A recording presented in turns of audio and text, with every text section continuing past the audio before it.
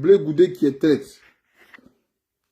Ça étonne certaines personnes que aujourd'hui, d'autres ont compris qui est Blé Goudé.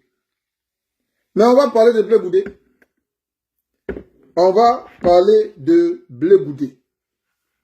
Quand on dit Blé Goudé est traître, ou bien on dit Blé Goudé a trahi la lutte, mais moi je vois que l'on est en train de lui donner raison. Dit que Blé Goudé est traître, c'est comme si il avait toujours été du côté des Ivoiriens. Il avait toujours été du côté de la Côte d'Ivoire. Laissons blague à part. Blé Goudé n'a jamais été du côté de la Côte d'Ivoire. C'est comme Soro Guillaume n'a jamais été du côté d'Alassane Ouattara. Jamais. C'est la même chose que Blé Goudé n'a jamais été du côté de la Côte d'Ivoire. On va commencer par Soro Guillaume. Je parle ici de Soro Guillaume parce que Blé Goudé et puis Soro Guillaume là, ils sont de la même génération et ils étaient du même syndicat étudiantil. Donc on va parler de Soro Guillaume. Soro Guillaume n'a jamais été du côté d'Alassane Ouattara. Famille, quand la rébellion a commencé, Soro Guillaume n'est pas venu soutenir Alassane Dramane Ouattara. Il faut dire, n'ayez pas peur, Alassane Dramane Ouattara, c'est son nom. C'est son nom. On ne l'insulte pas. C'est son nom. C'est pourquoi il s'est fait appeler Ado. Donc, Soro Guillaume n'a jamais dit qu'il venait prendre les armes pour Alassane Dramane Ouattara. Soro Guillaume a été contacté par Ouattao.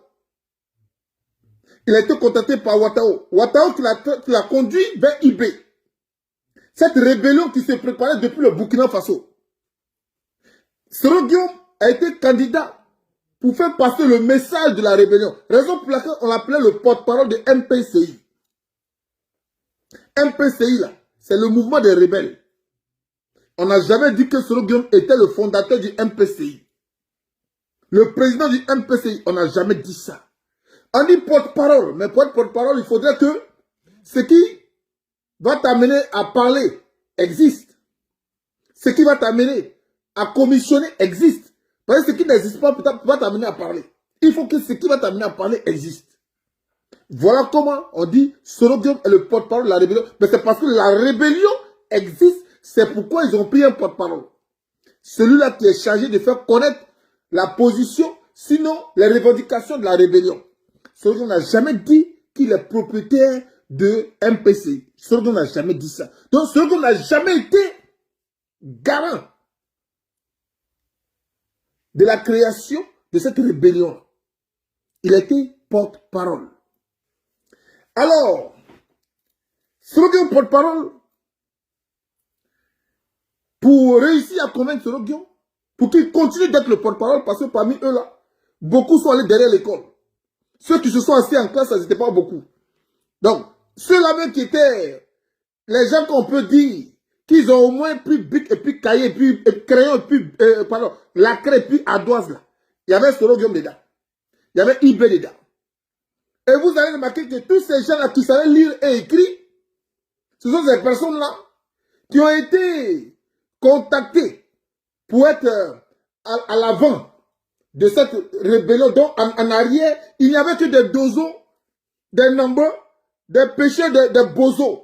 Ce sont eux qui étaient derrière. Mais ce qu'on a mis devant là, c'est ceux au moins qui sont là à l'école, qui se sont assis. Et puis ils ont appris à savoir qu'il y a A et puis B. C'est eux là on a cherché à convaincre. Et comme eux on a cherché à convaincre, il fallait leur dire quelque chose qui rentre dans leur cadre d'études.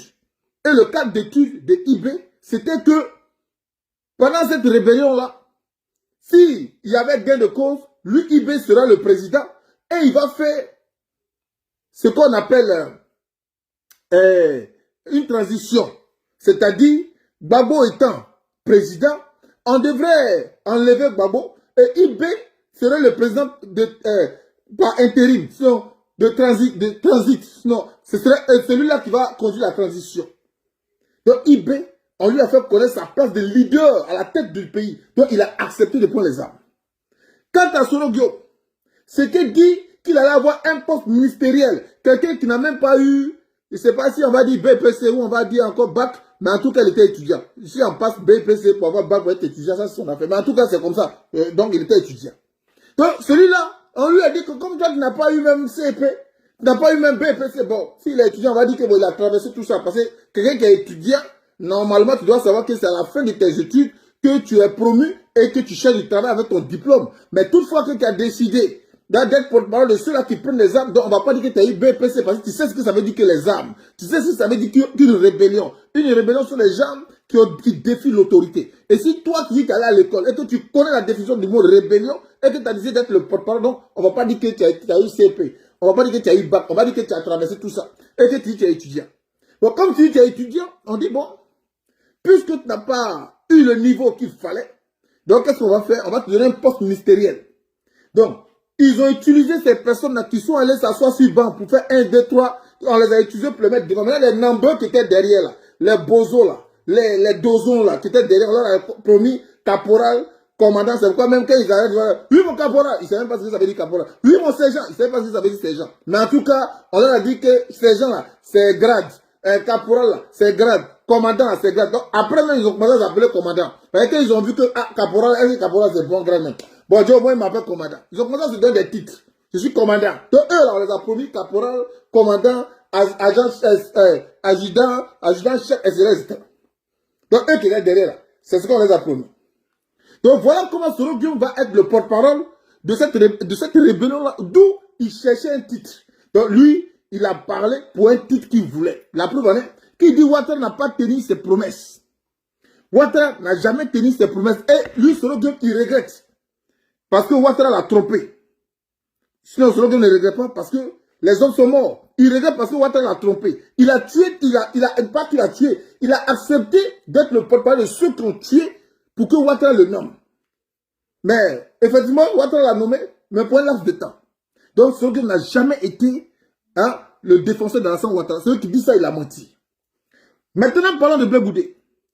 Qui dit que Blé Goudé était le général de la rue? Qui lui a donné le nom général de la rue? C'est Blé Goudé lui-même qui s'est donné garant d'être le général de la rue. Quand la guerre même pas la guerre, le coup d'État en 2002 a commencé, Blé Goudé n'était pas en Côte d'Ivoire. Étant à l'étranger, mon frère, quelqu'un même qui cherche moyen pour payer ses études, comment il s'est débrouillé pour aller de l'autre côté là, qui connaît? Il sait comment il s'est débrouillé. Il est là-bas, puis il apprend que, mais il y a une opportunité pour lui de ne pas continuer l'étude là, de grimper les échelons. Il faut se rapprocher du pouvoir en place. Ce pouvoir en place là qui était dans des difficultés. Alors si Soro Guillaume a décidé d'être le porte-parole de la rébellion, mais lui, Blé Goudé, il va se mettre du côté de la République. Pour que si Soro Guillaume est récompensé, lui, Blé Goudé sera récompensé. C'est un calcul qu'il a fait. C'est un calcul qu'il a fait. Venez ici, ceux qui sont les pro Blé Goudé là, venez me répondre ici. Et puis j'attends que vous me dites que ce que je dis est faux. J'attends que vous me dites que ce que je dis est faux. C'est un calcul que Blé Goudé a fait. Si Soro Guillaume était du côté de la République, Blé Goudé allait choisir d'être du côté de la rébellion. Pourquoi? Parce que là où Soro Guillaume est, Blé Goudé ne veut pas être le concurrent direct, sinon l'allié direct, sinon il se fera commander par Soro Guillaume. Faut pas se mentir. Soro Guillaume est 10 000 fois intelligent que Blé Goudé. Faut pas se mentir. Donc si Soro Guillaume est quelque part, Blé Goudé veut faire le contraire. Voilà pourquoi, quand Blé Goudé est arrivé, il n'a pas utilisé des idéaux pour montrer sa suprématie sur Soro Guillaume. Il a utilisé quoi? Il a utilisé la ruse. La ruse en amenant la population ivoirienne à suivre son plan machiavélique. Donc il s'est plutôt penché sur l'histoire de général de la rue.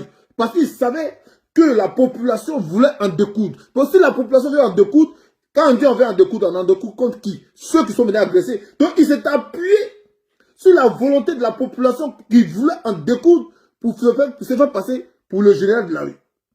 On va me dire, qu'est-ce que ton message veut nous enseigner? Mon message veut vous enseigner que Blé Goudé n'a jamais été pour la Côte d'Ivoire. Blé Goudé n'a jamais été une personne qui s'est battue pour les Ivoiriens. Blé Goudé est un opportuniste.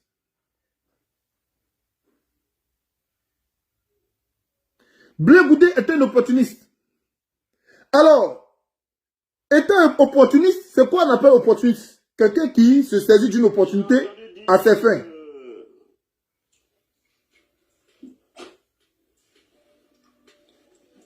Les gens nous accusaient, c'est quand à la fin de notre exil, je rentrerai en Côte d'Ivoire. Slogum s'exprime. On va ici après laisser Slogum s'exprimer. Slogum s'exprime en large et en long sur le fait qu'il ait suivi Alassane Ouattara. Il dit qu'il s'est laissé burner par Alassane Ouattara. Donc Slogum ne suivait pas Alassane Ouattara parce qu'il défendait Alassane Draman Ouattara, parce qu'il connaît bien Alassane Draman Ouattara mieux que les Ivoiriens. Slogum sait très bien que Alassane Draman Ouattara était un Burkinabé. Slogum ne s'est jamais prononcé sur la nationalité d'Alassane Ouattara. Montrez-moi une seule vidéo. Slogum ne s'est jamais prononcé. Slogum n'a jamais dit où est né Alassane Draman Ouattara. Mais Slogum dit toujours que Gbagbo Laurent est un président exemplaire, un fils du pays. Mais où c'est sorti de la bouche de Slogum qu'Alassane Ouattara est un fils du pays? Slogum, quand il parle et qu'il se défend, il parle toujours que lui, il était en boubou. Et on l'a arrêté parce qu'il avait porté boubou. Donc sa cause était d'amener une partie de la tribu ivoirienne à le soutenir dans sa manœuvre. Mais c'est ce que Blé Goudé a fait.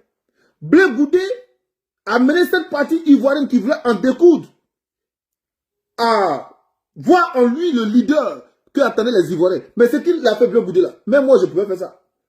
N'importe qui pouvait faire ça. Il suffisait d'appartenir à un syndicat.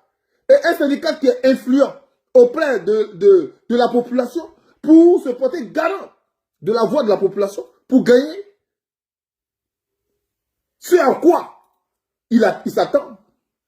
Donc, Blé Goudé, quand on dit Blé Goudé s'est battu aux côtés de Gbagbo, je dis c'est le contraire. C'est le peuple qui s'est battu aux côtés de Blé Goudé. Pour faire de Blé Goudé ce qu'il est. Parce que Blé Goudé, là, il n'avait pas fini ses études, mais il avait des garde-corps. Il n'avait pas fini ses études, mais Blé Goudé, là, il a été ministre. Il n'avait pas fini ses études, même ce même Blé Goudé, là, il payait ses maîtresses à des coups de millions. Donc, quand même, les Ouattara disent que le gouvernement de Gbagbo aussi a été dans ces pratiques-là. Je n'ai pas dit que c'est faux aussi. J'ai dit, moi, il m'appelle Bao, je parle partout. Je n'ai pas dit que c'est faux. Parce que pour donner 1 million à quelqu'un, il faut justifier. Qu'est-ce qui était la justification du président Laurent Gbagbo quand il donnait des millions à Blé Goudé? C'était quoi cette justification? Le fait que quelqu'un s'est porté garant pour défendre la voix du peuple, on lui donne des millions. Mais c'est son devoir. Dans ce cas, on devait donner des millions à tous les Ivoiriens. Parce que les Ivoiriens sont sortis aussi pour défendre. Mais pourquoi on peut donner 1 million à Blé Goudé et puis on ne donne pas aussi aux Ivoiriens? Pourquoi? Est-ce qu'on a dit ici que ceux qui suivaient Nelson Mandela, ils étaient payés? Est-ce qu'on a dit ici que ceux qui suivaient, qu'on appelle ça, Modibo Keïta, étaient payés? Blé Goudé n'est pas un militaire. C'est un militaire qui est payé parce qu'il va affronter des balles où il peut périr. C'est un militaire qui est payé. Mais Blé Goudé, là, il n'est qu'un civil. On ne pouvait pas le payer. Mais on lui donnait 1 million. Et même, il se vantait d'avoir acheté une station. Donc, quand le groupe Ouattara dit que Gbagbo aussi, là, il a délapidé l'argent du pays, mais ce n'est pas aussi faux. C'est aussi vrai. Mais Gbagbo, au moins, on peut justifier. Gbagbo, on peut justifier. Parce que quand la maison est sale, quand l'enfant vient pour nettoyer la maison, le papa donne gâteau à l'enfant, tiens, il faut manger papi tout. C'est ce que Gbagbo a fait. Pour lui, on peut justifier. Même que ce soit le rôle de Blé Goudé, de venir porter la voix de la population. Mais ce jeune homme-là, il a aussi droit à être protégé pour ne pas que ceux qui veulent à la vie des Ivoiriens puissent l'atteindre. Parce que quand on se porte garant de quelque chose, et de façon publique, on est exposé au danger. Donc pour Gbagbo, là, on peut justifier. Donc quand les gens disent qu'il a délapidé l'argent de la Côte d'Ivoire, moi je n'ai pas dit le contraire, mais je vais dire que ça se justifie. Parce que si vous n'aviez pas attaqué la Côte d'Ivoire, Gbagbo n'aurait pas accepté de soutenir Blé Goudé pour défendre le territoire national. Gbagbo se serait limité à ses ministres et à ceux-là qui le servent au gouvernement. Donc pour Gbagbo, là, on peut justifier. Ça, c'était une parenthèse. Parlons de Gbagbo. Parlons de Blé Goudé. Donc, Blé Goudé Lui, ce qu'il disait dans le temps, le rattrape aujourd'hui. Blé Goudé disait quoi aux Ivoiriens? Pour vous dire que Blé Goudé n'a jamais été un patriote, n'a jamais mené un combat pour la défense de la Côte d'Ivoire. Ceux qui le font, c'est nous autres là. C'est nous, on le fait actuellement. Nous qui ne gagnons rien, on ne nous paye pas pour ça. Personne ne nous appelle pour nous donner quelque chose pour parler pour la Côte d'Ivoire. C'est nous autres là qui le faisons. Je vais ici dire mes condoléances à la force tranquille. Mes condoléances à toi. Voilà une soeur qui a perdu sa maman, la force tranquille. Si vous ne la connaissez pas, je vais vous montrer un peu ces quelques petites vidéos pour qu'on puisse désormais lui apporter nos yako. Il est important. Aimons-nous vivants. Parce qu'aujourd'hui, nous voyons beaucoup de personnes dire qu'on aime quelqu'un, mais quand tout va bien. Mais quand la personne se trouve dans une situation bizarre, on la laisse face à son destin. Et c'est là où ça me désole. On aime les gens quand ils sont en train de mourir. Je vais vous présenter ici la force tranquille. Et ensemble, j'aimerais qu'on lui dise un yako. Un yako parce que, quand on le veut ou pas, cette femme-là s'est donné le courage de parler en faveur de la population ivoirienne. De défendre la Côte d'Ivoire à un certain moment donné. C'est vrai qu'après, elle s'est détournée de ses paroles pour la simple et bonne raison qu'elle a été trop déçue. Elle a été trop déçue. Donc la force tranquille a perdu sa maman aujourd'hui. J'avais même fait une vidéo allant contre cette personne-là. Mais j'ai rapidement compris ses préoccupations. J'ai rapidement compris son amertume. Et je vais lui présenter ici mes excuses. Hein? On va ici présenter la force tranquille qui, elle, s'exprime. Celle qui a perdu sa mère. Je vais vous présenter ici la force tranquille. Et pour ceux qui peuvent la soutenir, soutenez-la au mieux qu'il faut. Hein? Je vais vous présenter ici la force tranquille. Soyez salués, Ivoiriens, Ivoiriennes, fils et filles de la Côte d'Ivoire, bien-aimés peuple africain. La force tranquille vous salue. Je vous salue depuis vos positions. J'espère que vous allez bien. Je suis la force tranquille et je fais ce live ce soir, tard dans la nuit. Tout dépend d'où vous me prenez. Je salue les Ivoiriens depuis le nord, le sud, de l'ouest en passant par le centre. La force tranquille vous salue. Je vous salue depuis vos positions. Alors, nous rendons hommage à cette femme-là parce que, qu'on le veut, qu'on ne le veuille pas, un moment de sa vie, elle a parlé au nom de tous les Ivoiriens. Alors, pour dire ici que Blé Goudé n'a jamais été cette personne-là que les gens aujourd'hui croient qu'il a été. Il s'est battu aux côtés de Gbagbo Laurent. Demandez à Blé Goudé comment il dormait. Demandez à Blé Goudé, quand il prenait son matelas pour dire allons-y dormir au 43e Bimal, ceux qui partaient dormir avec lui au 43e Bimal, étaient-ils protégés par des gardes? Quand lui retenait chez lui à la maison, est-ce qu'il dormait en cité avec ses camarades étudiants? Normalement, la part d'un étudiant, c'est en cité. Mais est-ce que lui, il dormait en cité avec ses camarades étudiants? Mais non. C'est le luxe qu'il avait là. Qui lui a donné ça? A-t-il mérité pour avoir ce luxe-là? Qu'on a navigué. Lui, là, il a été dans ce site. Il a été étudiant. C'est devant les yeux de Konaté navigué que le problème en Côte d'Ivoire a commencé. Et tout le monde a parlé. Des étudiants sont sortis. Des étudiants sont manifestés. Mais lui, Blé Goudé, il a eu le privilège de Gbagbo Laurent. Qu'est-ce qu'il a fait pour mériter ça? Qu'est-ce qu'il a fait pour mériter ça? C'est lui, Blé Goudé, qui a dit, lors du forum de réconciliation, que si la Côte d'Ivoire a un mal, le mal, il s'appelle Alassane Dramane Ouattara. Est-ce que Blé Goudé n'a pas dit ça? Est-ce que Blé Goudé n'a pas dit ça? Il va dire quoi? Qu'il était possédé par un diable. Blé Goudé nous a dit ici que Alassane Dramane Ouattara, qui est voltaïque, ne peut pas se taguer d'être ivoirien aujourd'hui. Il ne va jamais reconnaître Alassane Ouattara comme président de la République d'Ivoire. Il ne faut même pas y rêver. Dans ses ironies, il a même dit, si un jour j'ai rencontré un Ouattara dans un couloir, il va le boxer. Blé Goudé le disait. Et les Ivoiriens qui aimaient tant leur pays, qui aimaient voir leur pays se débarrasser de son mal, que Blé Goudé avait nommé Alassane Dramane Ouattara, les Ivoiriens l'ont suivi. C'est Blé Goudé qui dit, famille, la Côte d'Ivoire est en danger. Et qui était le danger de la Côte d'Ivoire? Blé Goudé a nommé ça Alassane Dramane Ouattara. C'est Blé Goudé qui a dit ça? Ou bien, c'est pas vrai? C'est pas vrai? Blé Goudé disait aux Ivoiriens, Ivoiriens, si tu manges, à l'heure actuelle je te parle, si tu es en train de manger là, arrête de manger. Porte tes l'équerre. Dieu défend ta patrie. Mais les Ivoiriens ont cru en ça. Mais beaucoup de ces Ivoiriens sont morts. Ces Ivoiriens sont morts. Ils sont morts parce que Blé Goudé leur a demandé de venir défendre leur patrie. Ah oui, c'est Blé Goudé qui a demandé ça. Hein?